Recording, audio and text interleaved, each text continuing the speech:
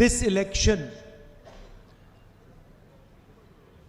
for the first time probably in our modern history, is about the Constitution of India and the democratic structure of our country. ഈ തിരഞ്ഞെടുപ്പ് എന്ന് പറയുന്നത് ഒരു പക്ഷേ നോക്കുകയാണെങ്കിൽ ഭാരതത്തിന്റെ ആധുനിക ചരിത്രത്തിൽ ആദ്യത്തെ പ്രാവശ്യം ഇന്ത്യൻ ഭരണഘടനയെക്കുറിച്ചും ഇന്ത്യയുടെ ജനാധിപത്യ പ്രക്രിയയെക്കുറിച്ചുമുള്ള ഒരു തെരഞ്ഞെടുപ്പാണ് നമ്മൾ ഇന്ന് നേരിടുന്നത്. No political party has attempted what the BJP is trying in India today. ഇന്ന് ഇന്ത്യയിൽ BJP എന്താണോ ചെയ്തുകൊണ്ടിരിക്കുന്നത് അതൊരിക്കലും ഈ രാജ്യത്ത് മറ്റൊരു രാഷ്ട്രീയ പാർട്ടിയും ചെയ്യാത്തതാണ് ഇന്ത്യയിൽ ഇന്ന് BJP ചെയ്തുകൊണ്ടിരിക്കുന്നത്. The Constitution is the foundation of modern India. It is what gives our people equal rights and equal opportunities. Indian ഭരണഘടനയാണ് രാജ്യത്തിന്റെ അടിത്തറ എന്ന് പറയുന്നത്. ഈ രാജ്യത്തെ ജനങ്ങൾക്ക് തുല്യാവകാശങ്ങളും തുല്യമായിട്ടുള്ള അവസരങ്ങളും നൽകുന്നത് Indian ഭരണഘടനയാണ്. And our constitution is protected by the institutions of our country. നമ്മുടെ ഈ ഭരണഘടനയെ സംരക്ഷിക്കുന്നത് നമ്മുടെ രാജ്യത്തെ ജനാധിപത്യ സ്ഥാപനങ്ങളാണ്. The bureaucracy, the election commission, the judiciary, the police, the intelligence agencies, the CBI, ED, these are all actually supposed to be protectors of the constitution and protectors of the rights of India's people.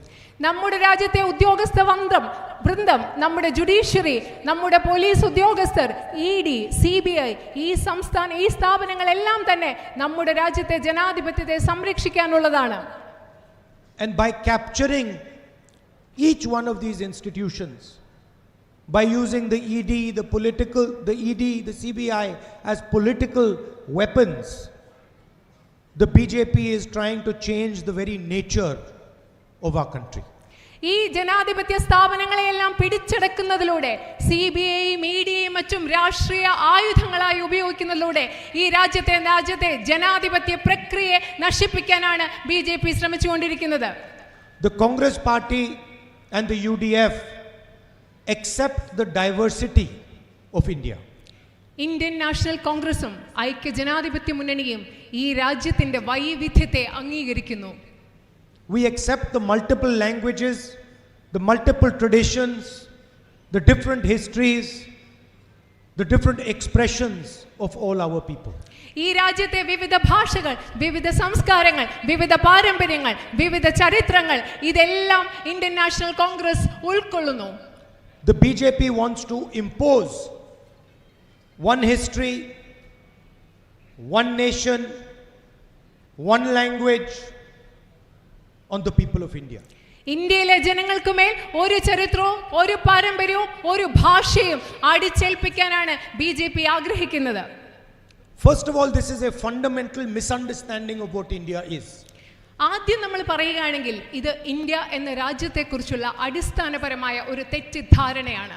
How can you come to the people of Kerala or the people of Tamil Nadu or the people of Bengal and say there is going to be one language? നിങ്ങൾക്ക് വന്ന് കേരളത്തിലെ ജനങ്ങളോട്, തമിഴ്നാട്ടിലെ ജനങ്ങളോട്, ബംഗാളിലെ ജനങ്ങളോട് പറയാൻ സാധിക്കുക ഇവിടെ ഒരേ ഒരു ഭാഷ മാത്രമേ പാടുള്ളൂ എന്ന്? You're insulting every single citizen of Kerala. ഇവിടെ വന്ന് ഒരേ ഒരു ഭാഷ മാത്രം മതി എന്ന് നിങ്ങൾ പറയുമ്പോൾ കേരളത്തിലെ ഓരോ വ്യക്തിയെയും ഓരോ മലയാളിയെ നിങ്ങൾ അപമാനിക്കുകയാണ് ചെയ്യുന്നത്. Malayalam is not just a simple language. Malayalam എന്ന് പറയുമ്പോൾ അത് വളരെ ലളിതമായ ഒരു ഭാഷ മാത്രമല്ല. Inside Malayalam is hidden the history, the tragedy, the happiness, the sadness, the brilliance of the people of Kerala. Malayalam എന്ന് പറയുന്നത് വെറും ഒരു ഭാഷയല്ല. മലയാളം എന്ന ഭാഷയ്ക്കുള്ളിൽ മലയാളിയുടെ ചരിത്രമുണ്ട്, മലയാളിയുടെ സ്നേഹമുണ്ട്, മലയാളിയുടെ സന്തോഷമുണ്ട്, മലയാളിയുടെ ദുരന്തങ്ങളുണ്ട്, മലയാളിയുടെ ദുഃഖങ്ങളുണ്ട്. ഇതെല്ലാം ചേർന്നതാണ് മലയാളം എന്ന ഭാഷ. The tears of joy that Malayali women feel when their children do well, but also the tears of sorrow when someone loses a brother. These are all transmitted in Malayalam. മലയാളികളെ സംബന്ധിച്ചിടത്തോളം നമുക്ക് സന്തോഷമുണ്ടാകുമ്പോഴുണ്ടാകുന്ന നമ്മുടെ സന്തോഷ കണ്ണുനീരുകൾ, നമ്മുടെ കുട്ടികളുമായി ഒക്കെ ബന്ധപ്പെട്ട സന്തോഷമുണ്ടാകുമ്പോൾ, അതുപോലെ നമ്മുടെ സഹോദരങ്ങൾക്കിടയിലുള്ള കാര്യങ്ങൾ നടക്കുമ്പോൾ നമ്മുടെ മനസ്സിലുണ്ടാകുന്ന ദുഃഖത്തിൻ്റെ കണ്ണുനീരുകൾ, ഇതെല്ലാം നമ്മൾ പരസ്പരം കൈമാറ്റം ചെയ്യുന്നത് നമ്മുടെ മലയാളം എന്ന ഭാഷയിലൂടെയാണ്. If you remove Malayalam, how will a mother in Kerala explain the history of this great land to her children? നിങ്ങൾ മലയാളം സംസാരിക്കേണ്ട എന്ന് പറഞ്ഞാൽ കേരളത്തിലെ ഒരു അമ്മ എങ്ങനെയാണ് ഈ കേരളത്തിന്റെ ചരിത്രം കുട്ടികളോട് വിശദീകരിച്ചു കൊടുക്കുക? How can she explain it in Hindi or in English? എങ്ങനെയാണ് കേരളത്തിലെ ഒരു അമ്മയ്ക്ക് ഹിന്ദിയിലോ ഇംഗ്ലീഷിലോ ഈ കാര്യങ്ങളൊക്കെ വിശദീകരിച്ചു കൊടുക്കാൻ പറ്റുക? So this is what we are protecting. ഇതിനെയാണ് ഞങ്ങൾ സംരക്ഷിച്ചുകൊണ്ടിരിക്കുന്നത്. Can you give me those flowers? Flowers, brother. Yeah, I want this. See, this is what India looks like. ശരിക്കും ഈ കയ്യിലിരിക്കുന്ന പൂച്ചെണ്ട് കണ്ടോ? ഇന്ത്യ എന്ന് പറയുന്നത് ഇങ്ങനെയാണ്. ഇതിനെ കാണുന്നത് പോലെയാണ് India. This is also what Kerala looks like. കേരളവും ഇന്ത്യ മാത്രമല്ല, ആ പൂക്കളുള്ള ബൊക്കെ പോലെയാണ് കേരളവും. And this is also what every family in Kerala looks like. കേരളത്തിലെ ഓരോ കുടുംബവും ആ പൂച്ചെണ്ട് പോലെയാണ് ഇരിക്കുന്നത്. Every flower is unique. അതിലെ ഓരോ പൂവും വ്യത്യസ്തമാണ്, സവിശേഷതകളുള്ളതാണ്. Every flower has a different expression. ഓരോ ഫ്ലവറിനും ഓരോ പൂവിനും വ്യത്യസ്തമായ രീതികൾ, പ്രകാശന രീതികളുണ്ട്. Every flower has a different beauty. ഓരോ പൂവിനും വ്യത്യസ്തമായ സൗന്ദര്യമാണുള്ളത്. And when you add all the flowers together, they become much more beautiful than the individual flowers. ഈ പൂക്കളെല്ലാം കൂടെ ഒരുമിച്ച് നിൽക്കുമ്പോൾ ഇത് ഒറ്റയ്ക്ക് നിൽക്കുന്നതിനേക്കാളും 10 മടങ്ങ് മനോഹരമായി മാറുകയാണ് ചെയ്യുന്നത്. Now imagine if I came to Kerala and I said, look, only white flowers can be in this bouquet. നിങ്ങളൊന്ന് സങ്കല്പിച്ച് നോക്കുക, ഞാൻ കേരളത്തിൽ വന്നിട്ട് നിങ്ങളോട് പറയുകയാണ് ഈ ബൊക്കയിൽ വെള്ള കളറിലുള്ള പൂക്കൾ മാത്രമേ പാടുള്ളൂ എന്ന് ഞാൻ നിങ്ങളോട് പറഞ്ഞാൽ എങ്ങനെയിരിക്കും? We will only have white flowers and the stems have to be 6 inches long. ഞാൻ നിങ്ങളോട് പറയുകയാണ് 6 ഇഞ്ച് നീളത്തിലെ ആ പൂവിന്റെ ചെണ്ട് ഉണ്ടാവാൻ പാടുള്ളൂ. അതുപോലെ ഇതിൽ വെള്ള നിറത്തിലുള്ള പൂവുകൾ മാത്രമേ ഉണ്ടാവാൻ പാടുള്ളൂ.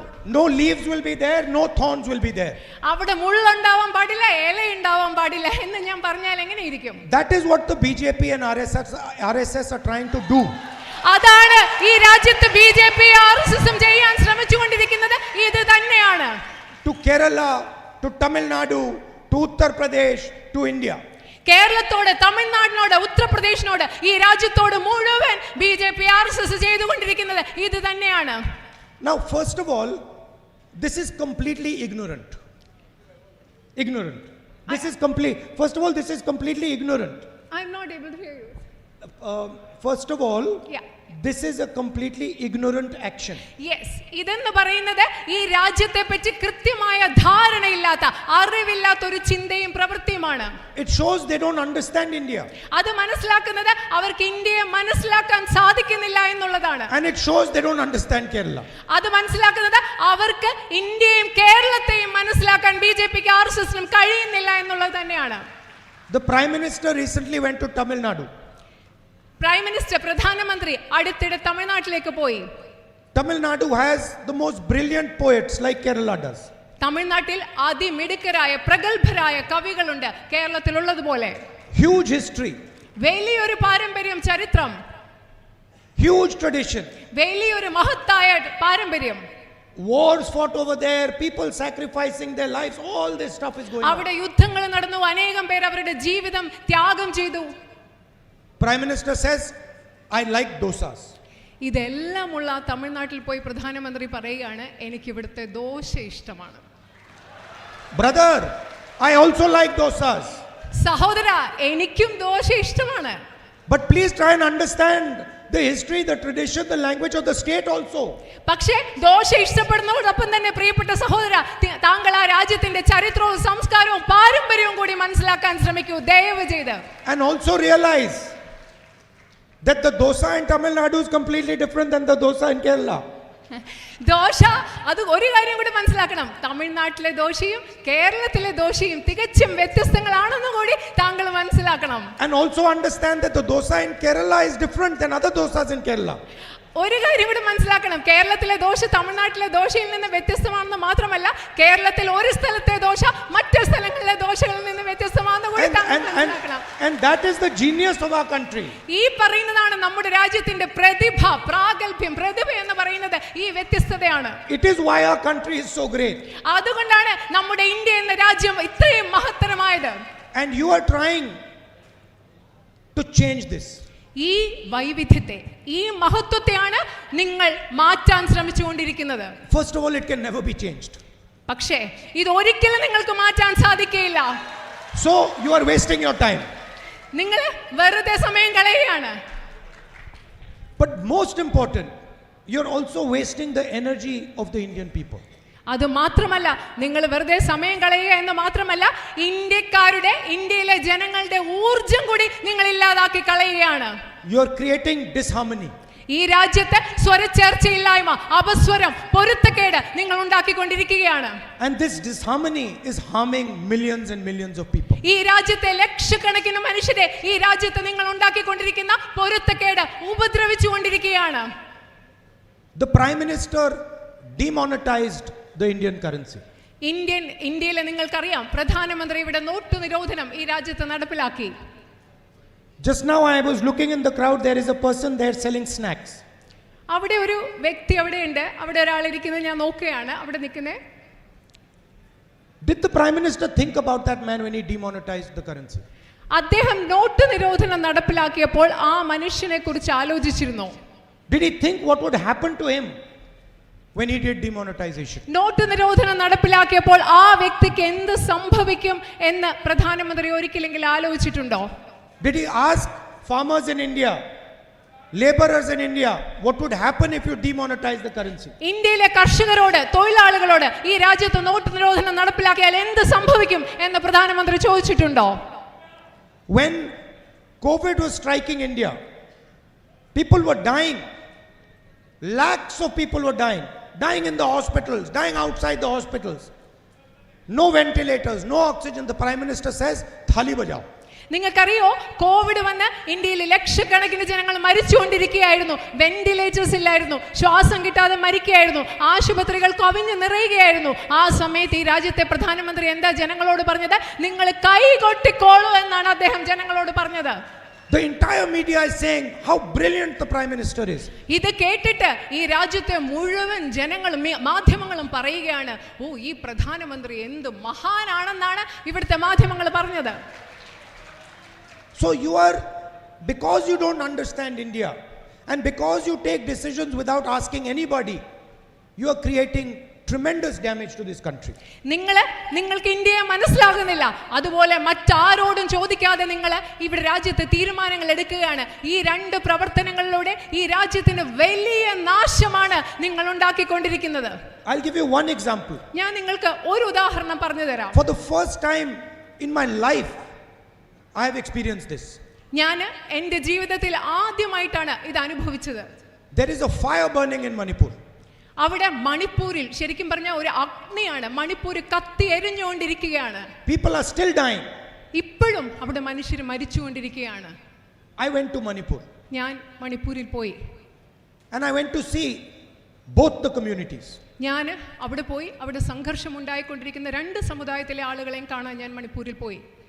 Meitei community, Kuki community. Meitei സമുദായവും Kuki സമുദായവും. They are not talking to each other at all. നിങ്ങൾക്കറിയോ, അവർ രണ്ടുപേരും, ഈ സമുദായത്തിൽപ്പെട്ട രണ്ട് മനുഷ്യരും ഇപ്പോൾ പരസ്പരം സംസാരിക്കുന്ന കൂടിയില്ല. No conversation between them. ഇവര് തമ്മിൽ യാതൊരു വിധത്തിലുള്ള സംഭാഷണങ്ങളുമില്ല. And the government over there is saying we have completely lost control. അവിടെയുള്ള ഗവൺമെന്റ് പറയാണ്, ഞങ്ങൾക്ക് ഇവിടുത്തെ സാഹചര്യത്തിന് മേൽ യാതൊരു നിയന്ത്രണവുമില്ല എന്ന് അവിടുത്തെ ഗവൺമെന്റ് പറയുകയാണ്. We do not know what to do. എന്ത് ചെയ്യണമെന്ന് ഞങ്ങൾക്ക് അറിയില്ല. And the Prime Minister cannot even go and visit an Indian state. പ്രധാനമന്ത്രി ആ സംസ്ഥാനം, ഈ സാഹചര്യമുള്ള സംസ്ഥാനം ഒരിക്കൽ പോലും സന്ദർശിക്കുക കൂടി ചെയ്തിട്ടില്ല. He cannot even go there and talk to the people and say what is going on. അദ്ദേഹത്തിന് ഇതുവരെ അവിടെ ഒന്ന് പോയിട്ട് അവിടുത്തെ മനുഷ്യരോട് അവിടെ എന്താണ് സംഭവിക്കുന്നത് എന്ന് ചോദിക്കാൻ പോലും അദ്ദേഹത്തിന് കഴിയുന്നില്ല. Not one line in the national media. ദേശീയ മാധ്യമങ്ങളിൽ ഒരു വരി പോലും അദ്ദേഹത്തിനെ കുറിച്ച് പറയുന്നില്ല. So wherever they go, they will divide people, make people fight with each other, create problems. എവിടെ അവർ പോയാലും അവിടെ പോയി അവിടുത്തെ മനുഷ്യരെ വിഭജിക്കും, മനുഷ്യർ തമ്മിൽ പ്രശ്നങ്ങൾ ഉണ്ടാക്കും, സംഘർഷങ്ങൾ ഉണ്ടാക്കും, പ്രശ്നങ്ങൾ ഉണ്ടാക്കും. ഇതാണ് അവർ ചെയ്തുകൊണ്ടിരിക്കുന്നത്. And the highest unemployment in 45 years is there in India today. ഇന്ന് നിങ്ങൾക്കറിയുമോ ഈ രാജ്യത്ത് 45 വർഷങ്ങളിലുള്ള ഏറ്റവും വലിയ തൊഴിലില്ലായ്മ നിരക്കാണ് ഇന്ന് നമ്മുടെ രാജ്യത്തുള്ളത്. 22%, 22 people own more wealth than 50% of India's population. ഈ രാജ്യത്തെ 50% ജനങ്ങളുടെ കയ്യിൽ ഉള്ളതിനേക്കാൾ കൂടുതൽ സ്വത്ത് ഈ രാജ്യത്തെ 22 മനുഷ്യരുടെ കയ്യിൽ ഇന്നുണ്ട്. 1 or 2 companies are there in every single business. എല്ലാ രാജ്യത്തെ എല്ലാ വ്യവസായങ്ങളും 1-2 കമ്പനികളുടെ കയ്യിലാണ് ഇന്നുള്ളത്. And when our farmers ask for the proper price for their goods, the Prime Minister says, sorry, we're not going to give it to you. നമ്മുടെ കർഷകർ അവരുടെ ഉൽപ്പന്നങ്ങൾക്ക് ആവശ്യമുള്ള കൃത്യമായ വില നൽകണമെന്ന് ആവശ്യപ്പെടുമ്പോൾ പ്രധാനമന്ത്രി പറയുന്നു, ഇല്ല ഇല്ല സഹോദരാ, എനിക്കത് ചെയ്യാൻ പറ്റില്ല. When rubber farmers demand fairness, please give us the right price, they are greeted with silence from both the CPM and the PM. അതുപോലെ തന്നെ റബ്ബർ കർഷകർ ഞങ്ങൾക്ക് ന്യായമായ വില തരണമെന്ന് ആവശ്യപ്പെടുമ്പോൾ മൗനമാണ് പ്രധാനമന്ത്രിയുടെ ഭാഗത്തു നിന്നും CPMന്റെ ഭാഗത്തു നിന്നും. And instead of liberating farmers, price is used as a weapon against them. ഇത് മാത്രമല്ല, കർഷകരെ സഹായിക്കുന്നതിന് പകരം അവരുടെ ഉൽപ്പന്നങ്ങളുടെ വില അവർക്കെതിരെ ഒരു ആയുധമായി ഉപയോഗിക്കുകയാണ് ചെയ്യുന്നത്. Export-import policies are changed so that they do not get the right price.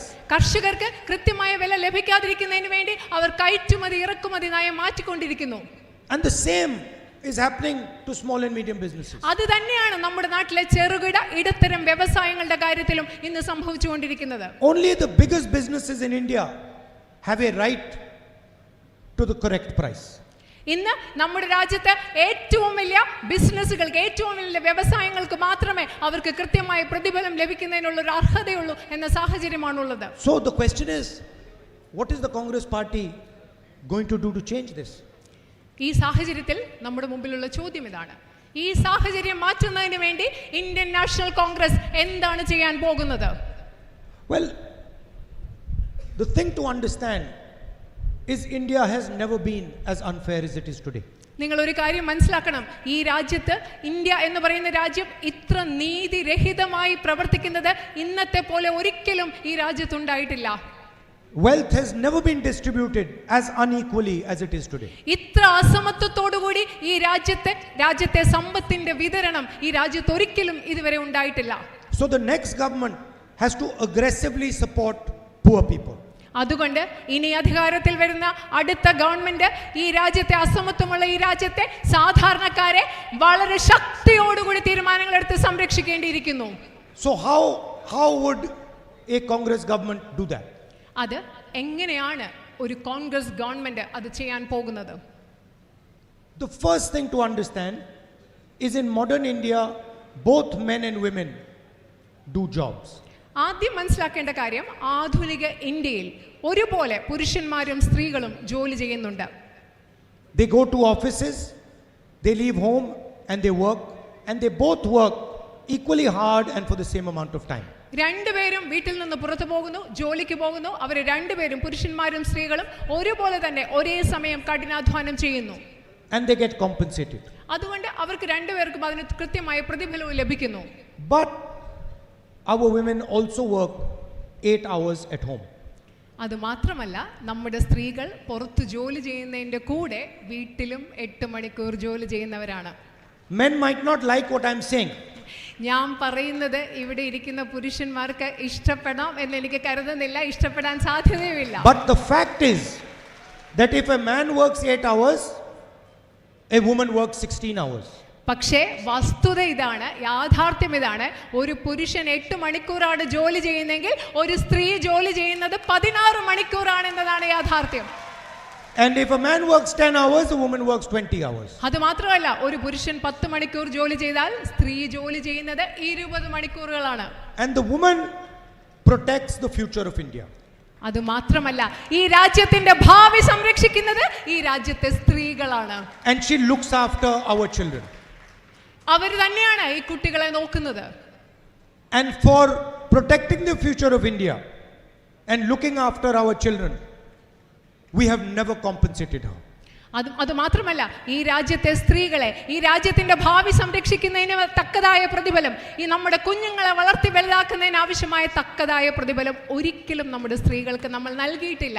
The government has never said, we appreciate the extra 8 hours that you work compared to men. ഒരിക്കലും ഗവൺമെന്റ് പറഞ്ഞിട്ടില്ല ഈ രാജ്യത്തെ സ്ത്രീകളോട്, നിങ്ങൾ അധികം ജോലി ചെയ്യുന്ന 8-10 മണിക്കൂർ നിങ്ങൾ അധികം ജോലി ചെയ്യുന്നതിനെ ഞങ്ങൾ അംഗീകരിക്കുന്നു, മാനിക്കുന്നു എന്ന് ഒരു ഗവൺമെന്റ് നിങ്ങളോട് പറഞ്ഞിട്ടില്ല. And so the next government is going to be the first government in Indian history to take that step. അതുകൊണ്ട് ഇന്ത്യൻ നാഷണൽ കോൺഗ്രസിന്റെ ഇന്ത്യ മുന്നണിയുടെ നേതൃത്വത്തിൽ അധികാരത്തിൽ വരുന്ന ഗവൺമെന്റ് ആയിരിക്കും ഈ രാജ്യത്തെ സ്ത്രീകൾക്ക് വേണ്ടി ഇതിനു വേണ്ടി ഒരു തീരുമാനമെടുക്കുന്ന ആദ്യത്തെ ഗവൺമെന്റ് എന്ന് ഞാൻ പറയാൻ ആഗ്രഹിക്കുന്നു. And we are going to do it using 3 things. 3 കാര്യങ്ങൾ ഉപയോഗിച്ച് 3 മാർഗങ്ങളിലൂടെയാണ് ഞങ്ങൾ അത് ചെയ്യാൻ പോകുന്നത്. The first thing we are going to do is we are going to make a list of every single poor family. ആദ്യം ഞങ്ങൾ ചെയ്യാൻ പോകുന്നത് ഈ രാജ്യത്തെ എല്ലാ ദരിദ്ര കുടുംബങ്ങളുടെയും ഒരു പട്ടിക ഉണ്ടാക്കുക എന്നതാണ്. And we are going to choose one woman from each poor family. ഈ ഓരോ ദരിദ്ര കുടുംബത്തിൽ നിന്നും ഞങ്ങൾ ഒരു സ്ത്രീയെ തിരഞ്ഞെടുക്കും. This will be crores and crores and crores of women.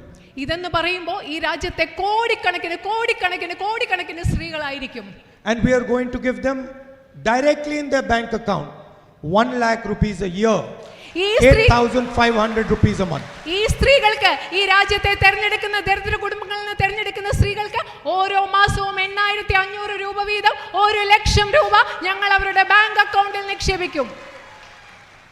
We are going to pass a bill that guarantees 50% reservation of jobs in government and public sector for women. അത് മാത്രമല്ല ഈ രാജ്യത്തെ സ്ത്രീകൾക്ക് ഗവൺമെന്റ് സ്ഥാപനങ്ങളിലും പൊതുമേഖലാ സ്ഥാപനങ്ങളിലും 50% സംവരണം ഉറപ്പുവരുത്തുന്ന ഒരു ബിൽ ഞങ്ങൾ കൊണ്ടുവരുമെന്ന് ഉറപ്പു നൽകുന്നു. And we are going to double the salary of Anganwadi and Asha workers. അത് മാത്രമല്ല ഈ നാട്ടിലെ, ഈ രാജ്യത്തെ അംഗൻവാടി ആശാ പ്രവർത്തകരുടെ വരുമാനം ഇരട്ടിയാക്കും എന്ന് ഞങ്ങൾ ഉറപ്പു നൽകുന്നു. And please do not think that this is a gift that the government is giving. This is not a gift. നിങ്ങൾ ഒരിക്കലും ഗവൺമെന്റ് നിങ്ങൾക്ക് നൽകാൻ പോകുന്ന ഒരു സമ്മാനമായിട്ട് ഇതിനെ കാണരുത്. ഇതൊരു സമ്മാനമല്ല. This is compensation for the work that our women do 8 hours every day at home. അത് ഈ നാട്ടിലെ നമ്മുടെ സ്ത്രീകൾ ഓരോ ദിവസവും 8 മണിക്കൂർ ജോലി ചെയ്യുന്നതിന് നിങ്ങൾക്ക് തരുന്ന നഷ്ടപരിഹാരമായിട്ട്, പ്രതിഫലമായിട്ട് ഇതിനെ കണ്ടാൽ മതി എന്ന് ഞാൻ പറയുകയാണ്. Now we have millions of youngsters who have no job. അത് മാത്രമല്ല ഈ രാജ്യത്ത് ലക്ഷക്കണക്കിന് ചെറുപ്പക്കാരുണ്ട്, തൊഴിലില്ലാതെ അലയുന്ന ലക്ഷക്കണക്കിന് ചെറുപ്പക്കാർ നമ്മുടെ നാട്ടിലുണ്ട്. And we in the Congress party have studied this problem. ഈ പ്രശ്നം കോൺഗ്രസ് പാർട്ടി ഞങ്ങൾ കാര്യമായി പഠിച്ചിട്ടുണ്ട്. We have spent hours and hours and hours understanding why this has happened. എന്തുകൊണ്ടാണ് ഈ രാജ്യത്ത് ഇത് സംഭവിക്കുന്നതെന്ന് മനസ്സിലാക്കാൻ വേണ്ടി ഞങ്ങൾ മണിക്കൂറുകൾ ചെലവഴിച്ചിട്ടുണ്ട്, അനേകം മണിക്കൂറുകൾ. The single biggest reason is that small and medium businesses have been destroyed by the Prime Minister. ഇതിൽ ഏറ്റവും പ്രധാനപ്പെട്ട കാരണം എന്ന് പറയുന്നത് ഈ രാജ്യത്തെ ചെറുകിട ഇടത്തരം വ്യവസായങ്ങളൊക്കെ നമ്മുടെ പ്രധാനമന്ത്രിയുടെ നടപടികളിലൂടെ ഇല്ലാതായിക്കൊണ്ടിരിക്കുകയാണ്, നശിക്കപ്പെട്ടിരിക്കുകയാണ്. And if you look at the small and medium businesses, you will find that almost none of them become big businesses. നിങ്ങൾ ചെറുകിട ഇടത്തരം വ്യവസായങ്ങളെ പരിശോധിച്ചാൽ മനസ്സിലാകും അവയിൽ ഒന്നുപോലും ഒരു വലിയ വ്യവസായമായി മാറിയിട്ടില്ല എന്നത് നിങ്ങൾക്ക് മനസ്സിലാക്കാൻ സാധിക്കും. They are born small, they live small, and they die small. ആ ചെറിയ വ്യവസായങ്ങൾ അവർ ചെറുതായിട്ട് ജനിക്കുന്നു, ചെറുതായിട്ട് ജീവിക്കുന്നു, അതുപോലെ തന്നെ ചെറുതായിട്ട് മരിച്ചില്ലാതായി തീരുകയും ചെയ്യുന്നു. And this is because they do not have access to bank money. അതിന്റെ പ്രധാനപ്പെട്ട കാരണം എന്ന് പറഞ്ഞാൽ ഇവർക്ക് ബാങ്കിലെ ലോണുകൾ, ബാങ്കിലെ പൈസ പലപ്പോഴും ഈ ചെറുകിട ഇടത്തരം വ്യവസായങ്ങൾക്ക് ലഭ്യമല്ല എന്നുള്ളതാണ്. So we are going to open the doors of India's banks to small and medium businesses. That's our first step. അതുകൊണ്ട് ഞങ്ങൾ ചെയ്യാൻ പോകുന്ന ആദ്യ പടി എന്ന് പറയുന്നത് ഈ രാജ്യത്തെ ബാങ്കുകളുടെ വാതിലുകൾ നമ്മുടെ നാട്ടിലെ ചെറുകിട ഇടത്തരം വ്യവസായികൾക്കായി തുറന്നു കൊടുക്കുക എന്നതാണ് ഇന്ത്യൻ നാഷണൽ കോൺഗ്രസ് ചെയ്യാൻ പോകുന്നത്. And we will give thousands and thousands and thousands of loans to young Indian entrepreneurs. ഇവിടുത്തെ ഇന്ത്യയിലെ യുവജനങ്ങളായ സംരംഭകർക്ക് ഞങ്ങൾ ആയിരക്കണക്കിന് രൂപയുടെ ലോൺ നൽകുന്നതാണ് എന്ന് നിങ്ങളോട് പറയാൻ ആഗ്രഹിക്കുന്നു. There are 30 lakh government jobs that Mr. Narendra Modi refuses to give to the people of India. അത് മാത്രമല്ല ഈ രാജ്യത്ത് ഏകദേശം 30 ലക്ഷത്തിലധികം ഗവൺമെന്റ് ജോലികളുണ്ട്. ഈ നരേന്ദ്രമോദി ഈ രാജ്യത്തെ യുവജനങ്ങൾക്ക് നൽകാൻ വിസമ്മതിച്ചിട്ടുള്ള 30 ലക്ഷം ഗവൺമെന്റ് ജോലികൾ ഈ രാജ്യത്തുണ്ട്. We will immediately give those jobs to the people of India. ഞങ്ങൾ ഏറ്റവും ഉടനെ ഏറ്റവും പ്രധാനപ്പെട്ടതായി ഏറ്റവും വേഗത്തിൽ ഈ 30 ലക്ഷം ജോലികൾ ഇന്ത്യ മഹാരാജ്യത്തെ യുവജനങ്ങൾക്ക് നൽകുമെന്ന് ഉറപ്പു നൽകുകയാണ്. Millions and millions of workers work in public sector units and government offices, and they work under contract. നമ്മുടെ രാജ്യത്തെ ദശലക്ഷക്കണക്കിന് ആളുകൾ സ്വകാര്യ മേഖലയിലും ഗവൺമെന്റ് മേഖലയിലും ജോലി ചെയ്യുന്നത് കരാർ ജീവനക്കാരായിട്ടാണ്. They can be sacked from one day to another, thrown out without any support. അവരെ ഏത് ദിവസം വേണമെങ്കിലും അവരെ ജോലിയിൽ നിന്ന് പിരിച്ചുവിടാം. അവർക്ക് പ്രത്യേകിച്ച് യാതൊരു പിന്തുണയും സംരക്ഷണവുമില്ല. We will stop contract labor in PSUs and government offices. All jobs will be permanent jobs in these systems. ഈ സാഹചര്യത്തെ നേരിടുന്നതിന് വേണ്ടി ഞങ്ങൾ ഗവൺമെന്റ് ജോലികളിൽ നിന്നും പൊതുമേഖലാ സ്ഥാപനങ്ങളിൽ നിന്നും കരാർ നിയമനങ്ങൾ റദ്ദാക്കി അതിന്റെ സ്ഥാനത്ത് സ്ഥിര നിയമനങ്ങൾ കൊണ്ടുവരുമെന്ന് ഉറപ്പു നൽകുന്നു.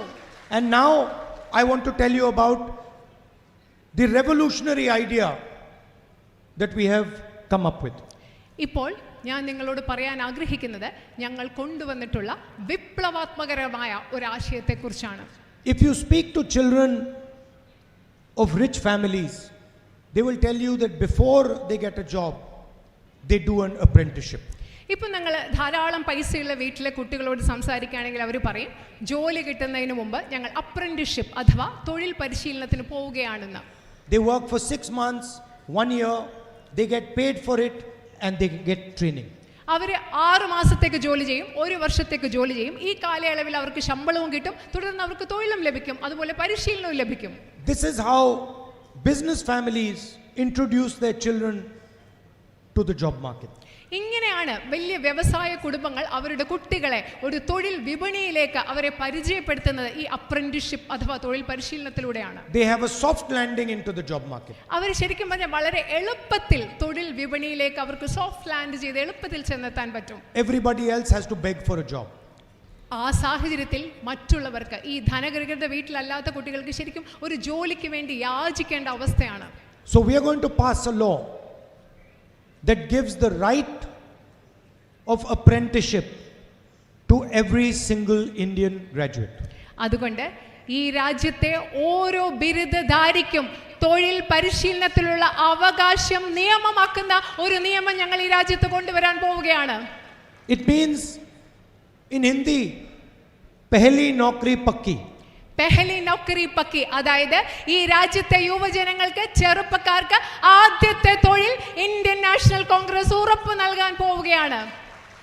All the graduates who request it will be given a 1-year apprenticeship, will be given training and will get 1 lakh rupees in their bank account, 8,500 rupees every single month for the year. ഈ രാജ്യത്തെ അപേക്ഷിക്കുന്ന എല്ലാ ബിരുദധാരികൾക്കും അവർക്ക് പരിശീലനം ലഭിക്കും, അവർക്ക് തൊഴിൽ പരിശീലനം ലഭിക്കും. അതുപോലെ തന്നെ ഓരോ മാസവും 8,500 രൂപയോടുകൂടി 1 ലക്ഷം രൂപ അവരുടെ ബാങ്ക് അക്കൗണ്ടുകളിൽ ലഭിക്കും എന്ന് ഞങ്ങൾ ഉറപ്പ് നൽകുകയാണ് ഈ നിയമത്തിലൂടെ. And if they do well, then that will become a permanent job. അത് മാത്രമല്ല ഇവർ ഈ തൊഴിൽ പരിശീലനകാരം നന്നായി പൂർത്തിയാക്കിയാൽ അതിനെ തുടർന്ന് അവർക്കൊരു നല്ല ജോലി ലഭിക്കുകയും ചെയ്യും. And the result is that companies in India will get a huge trained manpower to build our country. അത് മാത്രമല്ല അതിന്റെ അർത്ഥം എന്ന് പറയുന്നത് ഈ രാജ്യത്തെ കമ്പനികൾക്ക് പരിശീലനം സിദ്ധിച്ച തൊഴിലാളികളെ ലഭിക്കും എന്നതുകൂടിയാണ് ഈ പദ്ധതിയിലൂടെ സാധ്യമാകുന്നത്. For the farmers of our country, we are guaranteeing them a minimum support price. അത് മാത്രമല്ല ഈ രാജ്യത്തെ ഇന്ത്യയിലെ ഓരോ കർഷകർക്കും ഞങ്ങൾ ഒരു മിനിമം താങ്ങുവില കൂടി ഉറപ്പ് നൽകുകയാണ്. And we will not allow price to be used as a weapon against them. അത് മാത്രമല്ല ഉൽപ്പന്നങ്ങളുടെ വില എന്ന് പറയുന്നത് കർഷകർക്കെതിരെ ഒരു ആയുധമായി ഉപയോഗിക്കാൻ ഞങ്ങൾ ഒരിക്കലും അനുവദിക്കുകയുമില്ല. Now I'd like to conclude with one thing I have noticed. ഞാൻ നിങ്ങളോട് ഞാൻ ശ്രദ്ധിച്ചിട്ടില്ല. എൻ്റെ ശ്രദ്ധയിൽ വന്നിട്ടുള്ള ഒരു കാര്യം പറഞ്ഞുകൊണ്ട് എൻ്റെ സംസാരം അവസാനിപ്പിക്കാൻ ആഗ്രഹിക്കുന്നു. I fight the BJP and the RSS. ഞാൻ ബി ജെ പിയെ ആർ എസ് എസിനെതിരെയും ബി ജെ പിക്കെതിരെയും ആർ എസ് എസിനെതിരെയും പോരാടിക്കൊണ്ടിരിക്കുകയാണ്. No matter what they do, I fight them every day. അവരെന്നെ എന്ത് ചെയ്താലും അവരെന്തൊക്കെ ചെയ്താലും ബി ജെ പിയും ആർ എസ് എസിനെയും ഞാൻ ഓരോ ദിവസവും അവർക്കെതിരെ പോരാടിക്കൊണ്ടിരിക്കുകയാണ്. I have an ideological difference with them. I get up in the morning and I think to myself, okay, how am I going to disturb them today? എനിക്ക് അവരോട് ആശയപരമായ വ്യത്യാസമുണ്ട്. എല്ലാ ദിവസവും രാവിലെ എഴുന്നേറ്റ് ഞാൻ ആലോചിക്കുകയാണ്, ഇന്ന് ഞാൻ അവരെ എങ്ങനെയാണ് അസ്വസ്ഥപ്പെടുത്താൻ പോകുന്നതെന്ന് എല്ലാ ദിവസവും ഞാൻ ആലോചിക്കും. And when I walk in Parliament House, all the BJP MPs look at me and say, this man disturbs us 24 hours. അതുമാത്രമല്ല, ഞാൻ പാർലമെന്റിലേക്ക് നടന്നു പോകുമ്പോൾ അവിടെയുള്ള ബി ജെ പി എം പിമാരെല്ലാം എന്നെ നോക്കിയിട്ട് പറയും, ഈ മനുഷ്യൻ 24 മണിക്കൂറും ഞങ്ങളെ അസ്വസ്ഥപ്പെടുത്തിക്കൊണ്ടിരിക്കുകയാണെന്ന് അവരെന്നെ നോക്കി പറയും. But there is a cost to this. പക്ഷേ ഇതിനൊരു വില കൊടുക്കേണ്ടി വരുന്നുണ്ട്. എനിക്കൊരു വില കൊടുക്കേണ്ടി വരുന്നുണ്ട്. Their media channels abuse me 24 hours. B J P R S എസിന്റെ മാധ്യമങ്ങളും ചാനലുകളും എന്നെ 24 മണിക്കൂറും അധിക്ഷേപിച്ചുകൊണ്ടിരിക്കുകയാണ്. My image is distorted across the country.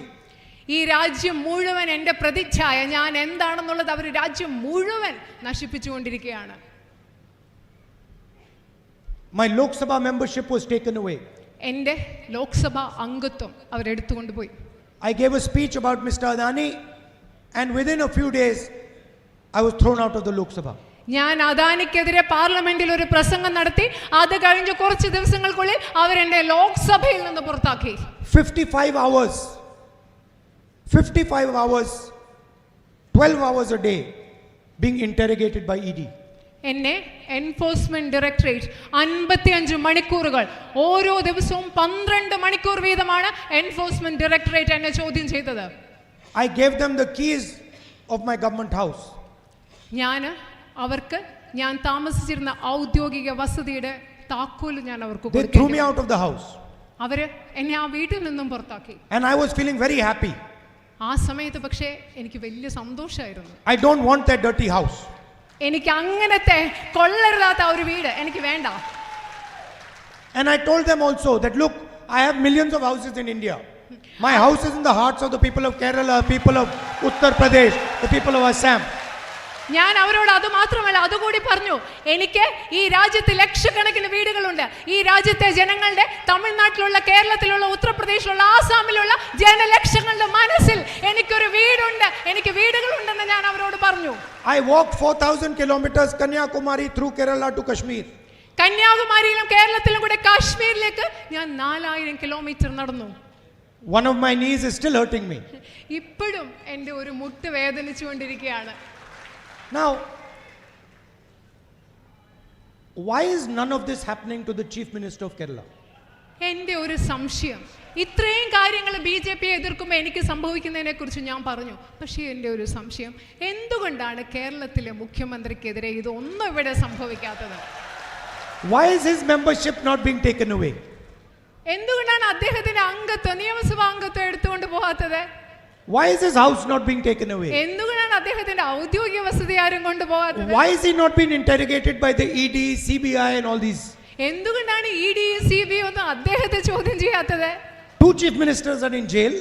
ഈ രാജ്യത്തെ 2 മുഖ്യമന്ത്രിമാർ ഇപ്പോൾ ജയിലിൽ കിടക്കുകയാണ്. How come none of this is happening to the Chief Minister of Kerala? പക്ഷേ എന്തുകൊണ്ടാണ് ഇത് കേരളത്തിലെ മുഖ്യമന്ത്രിയുടെ കാര്യത്തിൽ മാത്രം സംഭവിക്കാത്തത്?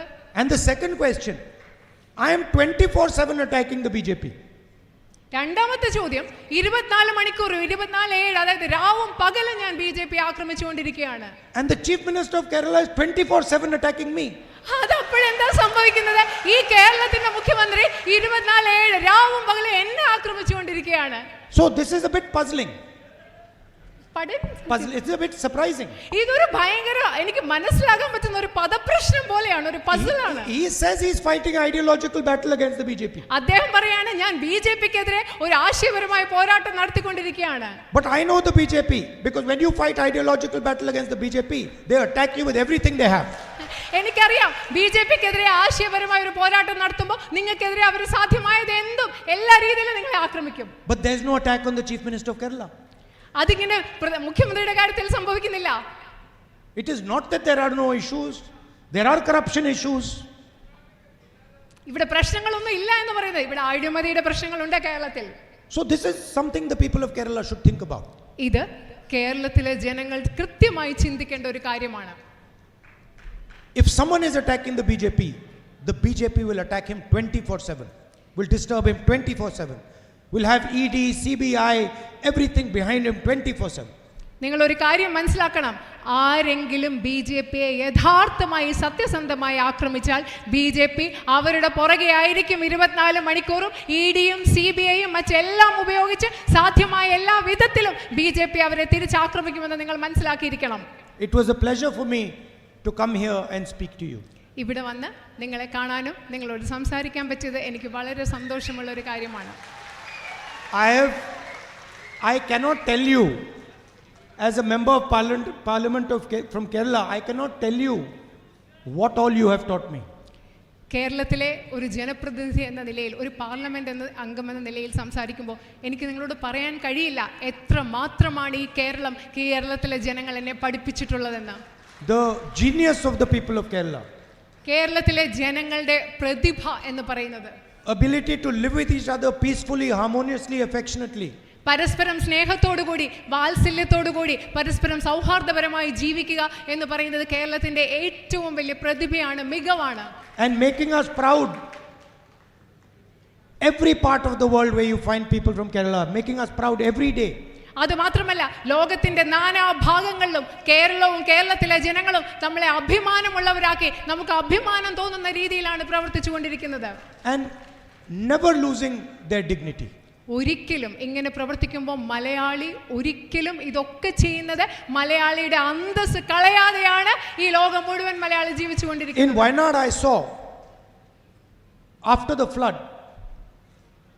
families that have lost their entire house, family members, still they are maintaining every inch of dignity.